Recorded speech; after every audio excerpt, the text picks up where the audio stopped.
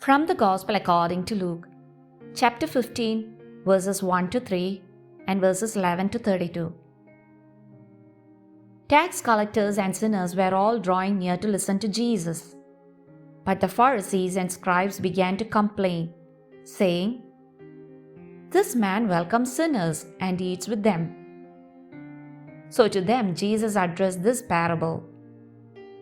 A man had 2 sons, and the youngest son said to his father, "Father, give me the share of your estate that should come to me." So the father divided the property between them.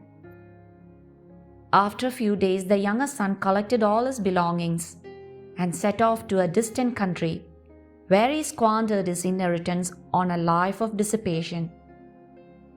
When he had freely spent everything, a severe famine struck that country, and he found himself in dire need. So he hired himself out to one of the local citizens, who sent him to his farm to tend the swine. And he longed to eat his fill of the pods on which the swine fed, but nobody gave him any. Coming to his senses, he thought, "How many of my father's hired workers have more than enough food to eat, but here am I, dying from hunger. I shall get up and go to my father, and I shall say to him, 'Father, I have sinned against heaven and against you. I no longer deserve to be called your son. Treat me as you would treat one of your hired workers.' So he got up and went back to his father. While he was still a long way off, his father caught sight of him and was filled with compassion. He ran to his son, embraced him, and kissed him. His son said to him, 'Father, I have sinned against heaven and against you. I no longer deserve to be called your son.'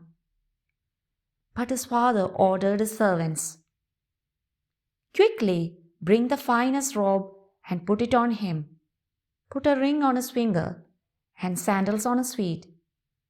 Take the fattened calf and slaughter it. Then let us celebrate with a feast, because this son of mine was dead and has come to life again. He was lost and has been found.' Then the celebration began. Now the older son had been out in the field, and on his way back, as he neared the house, he heard the sound of music and dancing.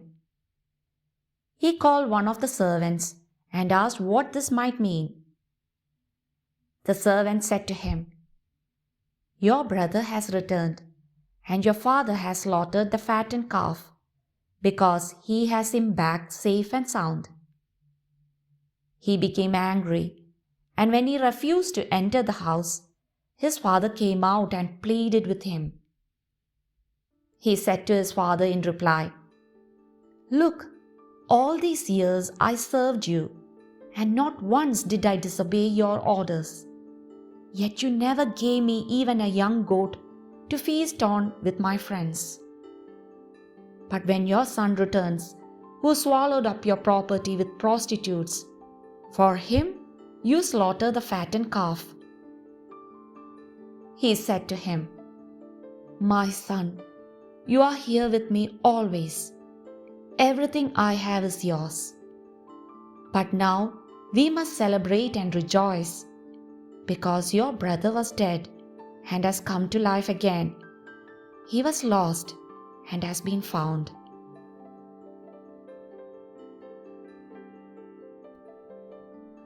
God always forgives. We are the ones who tire of asking for forgiveness, but He always forgives.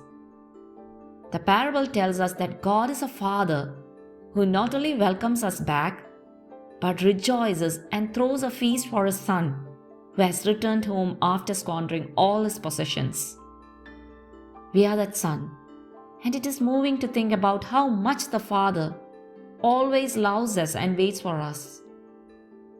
When someone whose heart is synchronized with God's sees the repentance of a person, they rejoice, no matter how serious their mistakes may have been.